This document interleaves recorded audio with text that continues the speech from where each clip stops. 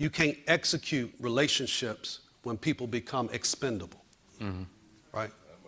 So you have to have some kind of capacity of grace to look beyond people's faults, literally, see their need to build a relationship.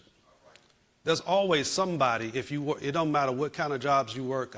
I worked commercial marketing and healthcare before, early on in my career. There's always somebody who you want to block, delete, or expend. It's just the way it is, right?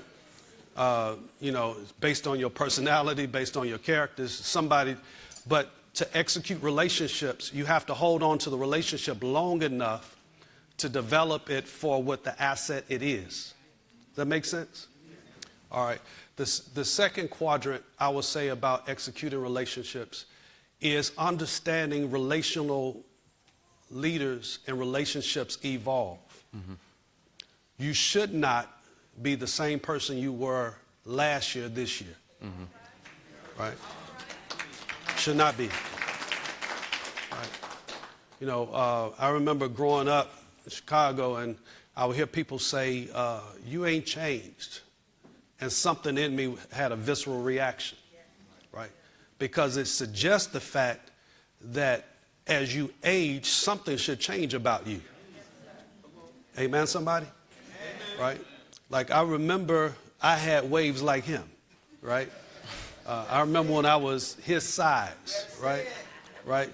Now I have hair that God continues to give me a haircut with, right?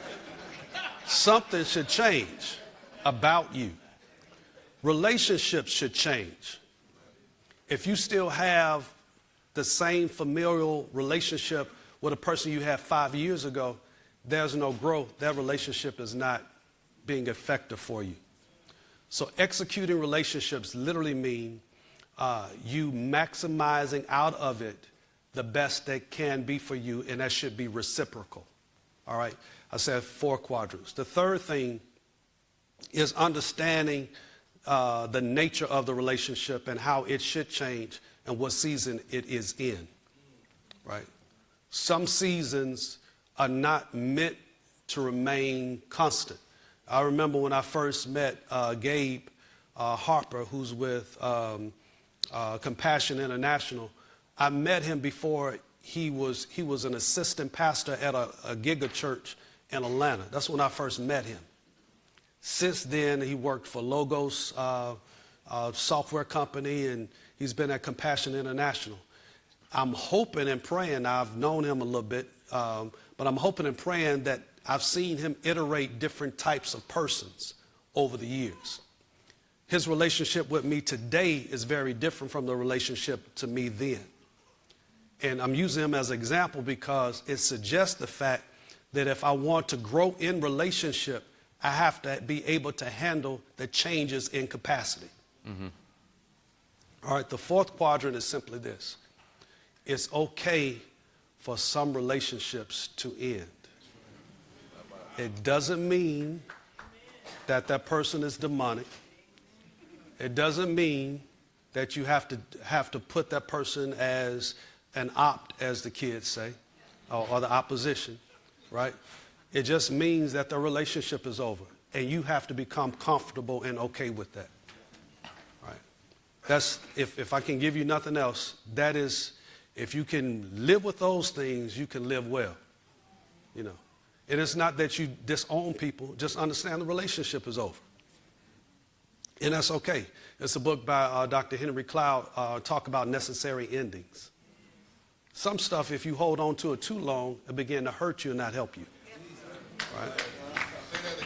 Right.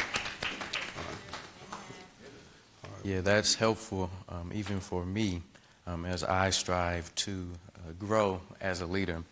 What would you say are the biggest mistakes leaders are making right now when it comes to AI and digital transformation? So I'm going to use that room that I was in just a couple of weeks ago because this young guy, Justin Lester, I believe his last name is. You should follow him on Instagram. I don't know if he's on anything else.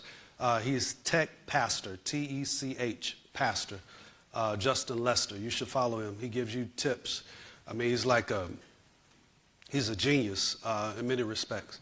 But I was in the room when he gave his presentation. His presentation was before mine and just messed me all up. I'm not the person that get nervous, if you know me. But I had a whole lot of angst after his presentation because he wowed the room. Because he showed the room literally 25 different apps that pastors can use. And many of them were scratching their heads because this particular room, they have anywhere from 25 to 100 people on staff, right?